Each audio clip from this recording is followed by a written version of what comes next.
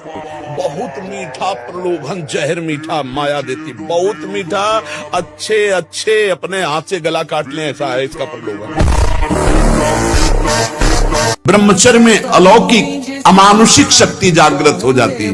अमानुषिक ऐसा कैसे हो सकता है? हो सकता है क्योंकि ब्रह्मचर्य है, क्योंकि भगवत मार्ग का प्रतीक है। गोस्वामी जी कह रहे हैं कलयुग है, कुटिल कलयुग का ऐसा प्रभाव है कि सबको अंधा कर दिया है। बस धंधा दसेंद्री जनेन्द्री का कौन बचा है?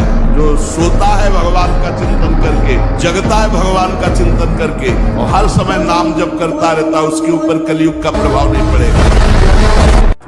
मन के गुलाम, इंद्रियों के गुलाम, स्वेच्छाचारी भोगों की दुर्दशा में पड़ा हुआ मनुष्य है आज। असंयमी मनुष्य का मन और मस्तिष्क, ध्यान से सुन लीजिए, असंयमी जो अपनी इंद्रियों मन को मनमानी लगाए हुए है, उसका मन और मस्तिष्क और हृदय सड़ा देते हैं, जीवन को सड़ा देते हैं।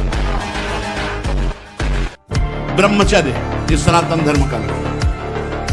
सत्य, दया, तपस्या, शौच, तितिक्षा, उचित अनुचित का विचार, मन का संयम, इंद्रियों का संयम, और 9वां अहिंसा और 10वां ब्रह्मचर्य। एक विद्यार्थी है, वो विद्या अध्ययन करता है पास होने के लिए, पूरा प्रयास करता है।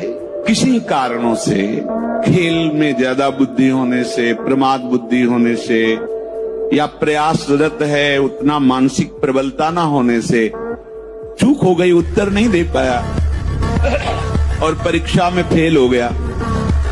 अब ये सूत्र उसको पता नहीं है, न घर वालों को पता है। अब वो उसे बोलते हैं कि इतना रुपया लगाया, इतनी फीस भरी और तू फेल हो गया। मानसिक उसके ऊपर दबाव डालते हैं। शरीर को एक बार पसीना पसीना करो, थोड़ी सी बैठक, थोड़ी सी थोड़ा व्यायाम करो। ये साधना के लिए, भगवत प्राप्ति के लिए कह रहे हैं, कोई कुश्ती लड़ने के लिए नहीं कह रहे। ये जरूरी है। पथ्यास्यायी, पथ्य का भोजन, मित भोजन करने वाला, और व्यायामी, और स्त्री जितात्मा। स्त्री शरीर है, पुरुष की तरफ नहीं, पुरुष शरीर तो स्त्री की तरफ नहीं। जितात्मा, आकर्षित न होना। नरो न रोगी स्यात्, उसे रोगी नहीं कहते, भले वह साध्य रोग से ग्रसित हो। और अगर ये नहीं है तो वो रोगी ही है, आज नहीं तो कल पता चल जाएगा। भगवान का आश्रय अगर है, हम फंस जाओ। आप क्यों अनाथों की तरह विकल हो जाते हैं? मेरे अंदर ये विकार है, और आप एकांत में कुचेष्टा कर बैठते हैं, आप एकांत में मनन करने लगते हैं भोग वासना का, फिर आपको लगेगा जीवन व्यर्थ है बिना भोगों के। उपासक को कभी भी जीवन में अपने अंदर आए हुए विकारों को सत्य नहीं मानना। कभी हमें किसी से नहीं कहना कि हमारे अंदर ये विकार है, नहीं कहना, उनकी सत्ता ही नहीं है, मानना ही नहीं है, बिल्कुल नहीं मानना।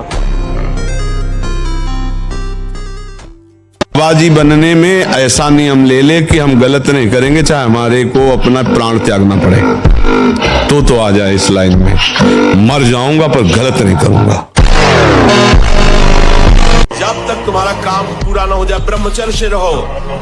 झूठ मत बोलना, मदिरा मत पीना, मांस मत खाना, और ना काम हो जाए तो हमें बताना कि भारी से भारी विपत्ति का नाश करके भगवान श्री कृष्ण का आश्रय उसे ऊंचे उठा देगा, इस जगत की धरा से उठा देगा। प्राण चाहे चले जाए, कदम पीछे नहीं हटाएंगे। प्राण चाहे निकल जाए, हम गलत मार्ग में कदम नहीं रखेंगे। आप देखो, संकल्प करके कौन आपके संकल्प को तोड़ पाता है? आप अविनाशी भगवान के अंश हो, शरणागत हो भगवान के। बस त्रुटियों से बचो। जो त्रुटियां हमको कमजोरी प्रदान किए हुए हैं, उन त्रुटियों को पहचानो कि हमें अमुक संग से गिरने की संभावना है, अमुक संग से गिरने की संभावना है। बस ब्रह्मचर्य का नाश वीर का नाश, जीवन का नाश है। ब्रह्मचर्य अगर सही है, आपने किसी तरह इधर उधर, तो ये प्रश्न ही नहीं रहेगा। जिधर दृष्टि डालोगे उधर जय होती चली जाएगी। लोग कहते मन बहुत परेशान करता है, तो तुम्हारे ही पावर से तुमको परेशान कर रहा है, तुम जान नहीं पा रहे हो। तुम तो उसे मार सकते हो, तुम तो उसको नष्ट कर सकते हो, तुम्हारे में बहुत बड़ी सामर्थ्य है, पर जागरण करो। ये कोहरा है, काम आदि जानते हो क्या? कोहरा, जहाँ भुवन भास्कर प्रकाशित हुए, कोहरे की सत्ता ही खत्म। भगवान का ज्ञान प्रकाशित हुआ, इनका कोई महत्व नहीं, न थे न आए न रहेंगे। एक गंभीर स्वभाव बनाओ, एक उत्तम विचार बनाओ, एक उत्तम कार्यरत रहो। तुम्हें देखो अभी जीवन में चमत्कार आ जाएगा। बात समझो, ये बाहरी आशीर्वाद से कुछ नहीं होता। मुख से दुर्गंध और शरीर से दुर्गंध आने लगती है जो अपनी इस ब्रह्मचर्य शक्ति का नाश करता है। दुर्गंध युक्त शरीर हो जाता है। नाक के किनारे ऐसी हल्की हल्की झाई आने लगती है, ऐसे यहां हल्की हल्की झाइयां पड़ने लगती, काले दाग जिन्हें कहते हैं, ये चिन्ह है ब्रह्मचर्य का नाश करने की। आवाज में कोमलता नष्ट हो जाती है, रुक्षता आ जाती है, स्वभाव में अप्रिय स्वभाव बन जाता है। कोई भी तुम्हारे पास बैठना नहीं चाहेगा, वही बैठेगा जो तुम्हारे लक्षणों से युक्त होगा। किसी भी मार्ग में उसको कामयाबी प्राप्त करने का उत्साह नहीं रह जाता। कर एक नवयुवक भाई कह रहे थे, एक चेष्टा आपकी शास्त्र सम्मत होनी चाहिए, नहीं फेल हो जाओगे हर समय। ब्रह्मचर्य का संरक्षण कैसे हो ये तुम्हें सोचते रहना। ब्रह्मचर्य परमार्थ की ऊंचाई पर चढ़ने के लिए आवश्यक वस्तु है। आज का वातावरण बन रहा है ना, ठीक नहीं है, गृहस्थी के लिए भी ठीक नहीं। तुम गृहस्थी के योग्य भी नहीं रह जाओगे। गृहस्थी में भी जाना है जिसको तुम संयम से रहो, ब्रह्मचर्य से रहो। जब तक ब्रह्मचर्य नहीं ना, सब नाटक होता रहता है बच्चा। ये जो धारणा करने की सामर्थ्य सुना और एकदम था, वो ब्रह्मचर्य में होती है।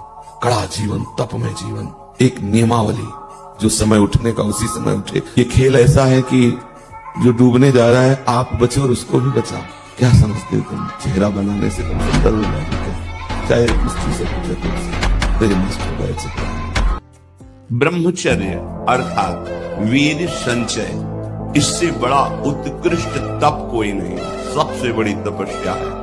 इससे बढ़कर तपश्चर्या तीनों लोकों में और विविध शास्त्रों में कोई भी नहीं पाई गई। अखंड वीर धारण करने वाला कोई मनुष्य नहीं हो सकता, वो साक्षात भगवत स्वरूप है।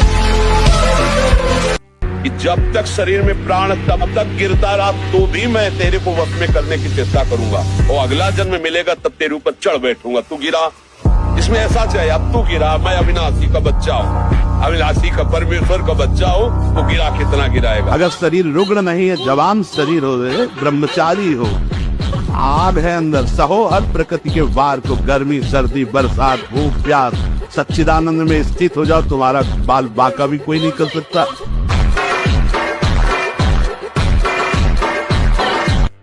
नेत्र का ब्रह्मचर्य सबसे पहले शुरू कीजिए।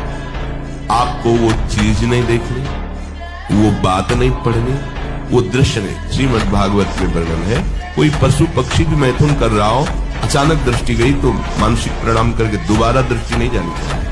बहुत दृष्टि उठा करके इधर उधर गर्दन हिलाने की जरूरत नहीं है। और जैसे कि कोई टक्कर मार सकता है, तो देखो जिनको प्रारब्धानुसार टक्कर लगनी होती है ना, वो चाहे जितनी सावधानी से चलो, वो प्रारब्ध आकर के दंड देता है। प्रभु का नाम आपका पहरेदार अंग रक्षक है, कोई बाल भी बांका नहीं कर सकता। आपका प्रारब्ध यदि आया है, प्रभु से पास हो गया है कि आपको ये दंड मिलना चाहिए, फिर मिलेगा। आप निश्चिंत रहिए, निर्भय रहिए। प्रभु का जो विधान है वो मंगल करने वाला है। ब्रह्मचर्य ही परम तप है, ब्रह्मचर्य ही परम धन है, ब्रह्मचर्य परम एकाग्रता है। एकाग्रता ब्रह्मचर्य से आती है। आंख मूंदो या खुली रखो, अगर ब्रह्मचर्य ठीक, एक शीतलता, एक गंभीरता, तो जिधर दृष्टि लगा उधर एकदम चिपक जाएगी जाके। यहाँ कोई भी फंसा हुआ है तो अपनी कामना, इच्छा और वासना से फंसा हुआ है। आप अपनी इच्छा कामना वासना को शांत कीजिए, आपकी ड्यूटी है। और फिर आप प्रश्न कीजिए कि आपको किसने बांधा था, कौन बंधा है। ना भी बंधे हो, ना पहले बंधे थे, ना भी दुख है, ना पहले दुख है। माना हुआ आपका इच्छा का दुख और सुख है, क्योंकि आप दुख और सुख से परे तत्व हैं।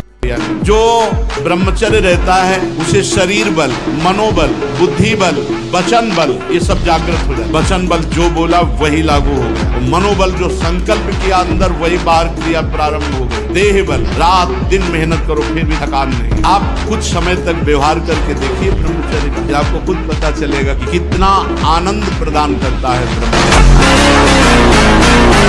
एक साल में आप बदल जाओगे, एक साल चेहरा बदल जाएगा, जीवन बदल जाएगा। हमारी बात मानो, 4 बजे उठ करके शौच स्नान करके यदि 20 मिनट व्यायाम करोगे, रोज, तो आप देखोगे वरदान की तरह काम करेगा। दवा कोई वर्जिश से बेहतर नहीं, नुक्शा है कम खर्च, बाला नसेन शक्ति बढ़े, फुर्तील है चोट न अधिक पिराए, अन्न पचे चंगा रहे। और जब ब्रह्मचर्य, ऐसा कैसे हो सकता है? बल है ना, अध्यात्म बल, शारीरिक बल की बात नहीं कहते, ऐसा कैसे हो सकता है? यदि एक बार ऐसा हुआ तो 1000 बार मैं प्रयास करूंगा और इस पर विजय। वो मतलब जिद्दी स्वभाव, एक निष्ठा उसी से आती है, उसी से। पहले खेती जोतते थे ना किसान, एक पार वाला होता था और पूरे खेत को उसी से जोतला है, बलवान होते। 2 लीटर मठा और 8 रोटी पाए, बैल की जैसी ताकत। अगर बैल को नाक पकड़ के रोक ले तो वो वही खड़ा हो जाए।